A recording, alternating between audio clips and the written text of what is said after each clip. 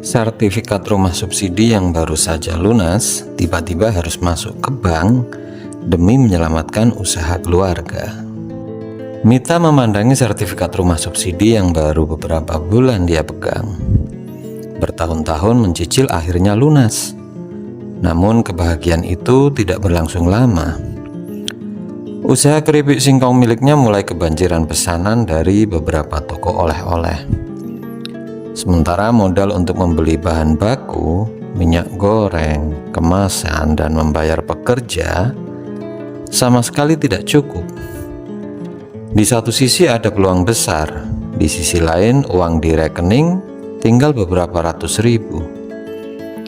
Apa aku harus menolak pesanan sebanyak ini? Gumamnya. Suaminya hanya terdiam. Kalau kita pinjam tanpa agunan, bunganya tinggi. Kalau ke saudara, belum tentu ada yang bisa membantu. Mita membuka map berisi sertifikat tanah. Tangannya gemetar. Bagaimana kalau rumah ini dijaminkan ya? Ruangan mendadak sunyi.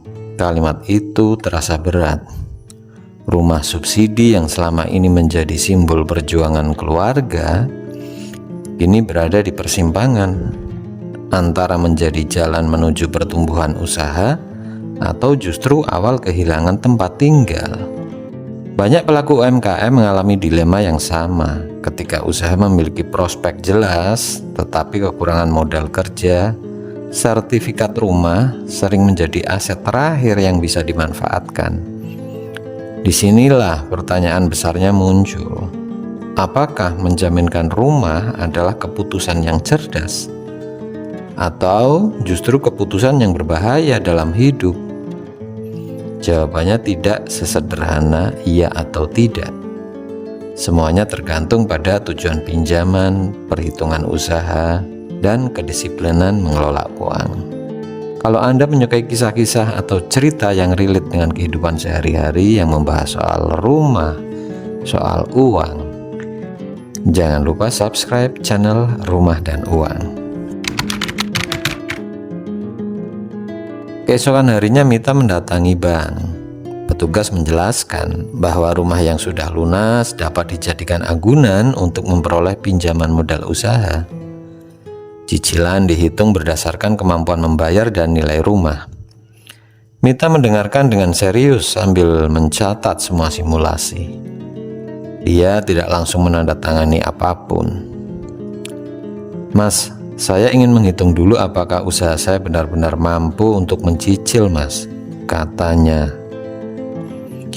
Malam harinya mereka membuat perhitungan sederhana. Selama ini keuntungan bersih usaha sekitar kurang lebih 8 juta per bulan.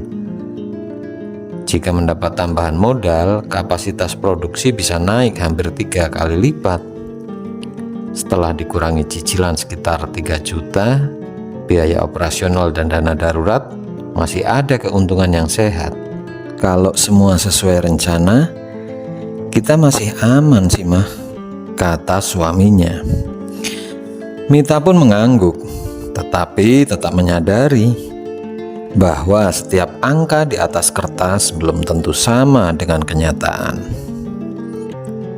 Disinilah banyak orang melakukan kesalahan. Mereka meminjam dengan jaminan rumah bukan untuk mengembangkan usaha yang sudah berjalan, melainkan untuk mencoba bisnis yang belum pernah ditekuni, membeli kendaraan mewah, atau menutup hutang konsumtif. Resiko seperti itu jauh lebih tinggi. Rumah yang menjadi jaminan berubah menjadi taruhan tanpa adanya sumber pendapatan yang jelas untuk mengembalikan pinjaman.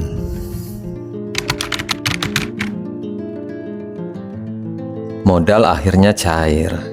Mesin pengiris baru dibeli. Kemasan diperbarui dengan lebih menarik. Produksi meningkat drastis pastinya. Beberapa minimarket lokal mulai menerima produk keripik singkongnya si Mita. Omset melonjak hampir 2 kali lipat. Ini luar biasa. Mita mulai merasa keputusan menjaminkan rumah adalah pilihan yang tepat. Namun, tidak lama kemudian harga minyak goreng ternyata naik tajam. Dan ada salah satu distributor terbesar juga terlambat membayar tagihan selama hampir 2 bulan. Arus kas langsung terganggu otomatis. Tanggal jatuh tempo cicilan semakin dekat. Kalau bulan depan begini lagi, kita bisa telat bayar, mah, ucap suaminya.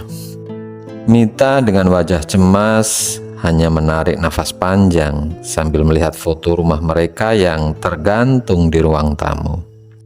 Alih-alih menambah hutang baru, Mita mengambil keputusan yang tidak populer. Dia menghentikan sementara beberapa pengeluaran yang tidak penting, menjual stok lama dengan promo, mempercepat penagihan piutang, dan menolak pesanan besar yang pembayarannya terlalu lama.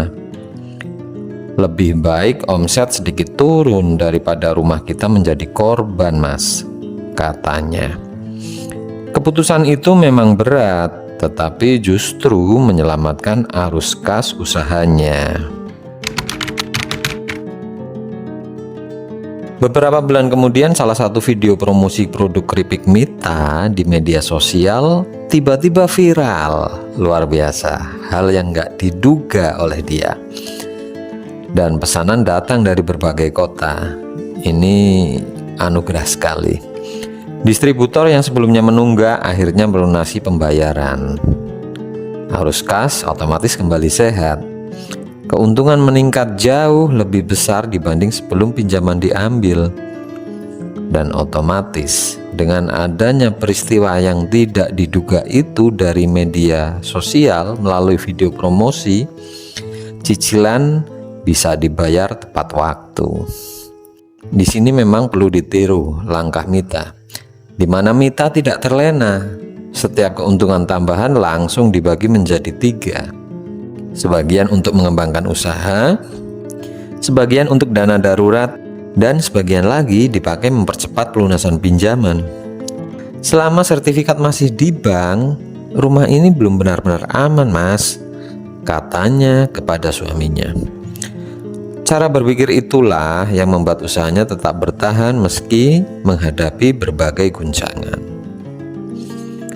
Plot twist terbesar bukanlah usaha yang tiba-tiba sukses.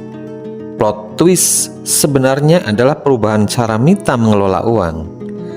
Dia sadar bahwa modal besar tanpa disiplin hanya akan mempercepat kehancuran. Sebaliknya, modal pinjaman yang dikelola dari menjaminkan rumah itu dengan penuh perhitungan bisa menjadi jembatan menuju pertumbuhan usaha tanpa harus kehilangan rumah yang selama ini sudah diangsur dan lunas. Menjaminkan sertifikat rumah subsidi yang sudah lunas bisa menjadi keputusan yang masuk akal jika usaha sudah mulai berjalan, sudah memiliki pelanggan, arus kas dapat dihitung, dan pinjaman digunakan untuk kegiatan produktif, serta cicilan masih berada dalam batas kemampuan.